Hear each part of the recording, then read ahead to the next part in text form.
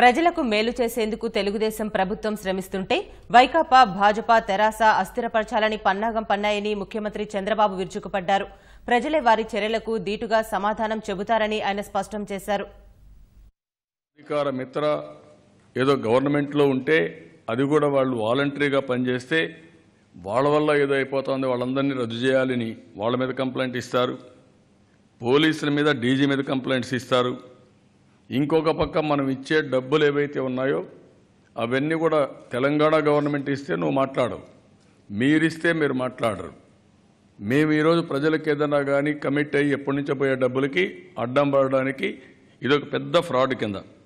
There is a strong possibility that the bribes may be directly delivered to the bank accounts of voters on the eve of elections.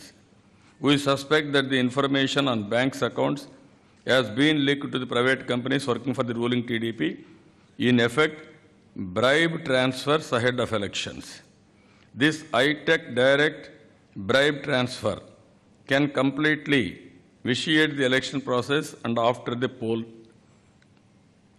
the poll dynamics.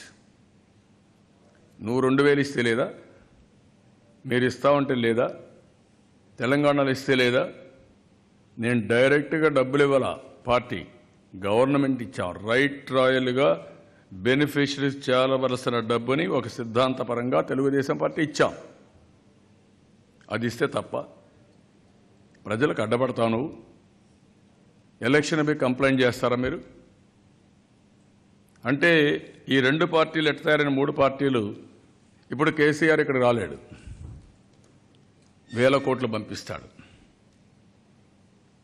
ఇప్పుడే చెప్తున్నారు 1000 కోట్లు వచ్చేసాయని.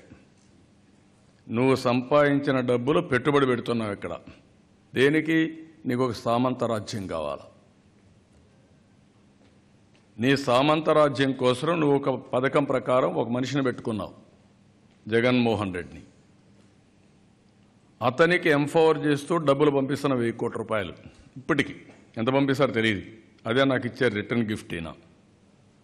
రెండోది, ఒక పక్క ఈ పని చేస్తూ ఇక్కడ ప్రభుత్వాన్ని ఇమ్మొబైల్ చేయాలని, అసౌకర్యం కలిగించాలని, ఇల్లీగల్గా చట్ట వ్యతిరేకంగా దాడులు చేసి లేనిపోని అటెన్షన్ డైవర్ట్ చేస్తున్నావు. రెండు, వీళ్ళు బీజేపీ వాళ్ళు ఢిల్లీకి వెళ్ళి ఎలక్షన్ కమిషన్ దగ్గరికి వెళ్ళి వాళ్ళ అధికారం మొన్న కోడికత్తేశారు.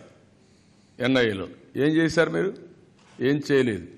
కానీ ఆ రోజు కూడా హైహ్యాండెడ్గా ఏమీ లేని కేసు లా అండ్ ఆర్డర్ రాష్ట్రందైనా మీరు తీసుకున్నారు. ఇప్పుడు దీన్ని సిబిఐకి ఏమంటారు? ఇది ఆంధ్రుల ఆత్మగౌరవానికి సంబంధించిన విషయం. 5 కోట్ల ప్రజల ఆత్మగౌరవానికి సంబంధించిన విషయం. నీ కేసుల కోసం, నీ ప్రయోజనాల కోసం నువ్వు ఈ వైఎస్ఆర్ కాంగ్రెస్ పార్టీ, కేసీఆర్, ఢిల్లీలో ఉండే మీ నాయకులంతా కుట్రలు బంతే కబద్దార్, జాగ్రత్తగా ఉండండి. మీ ఆటలు సాగనీయం.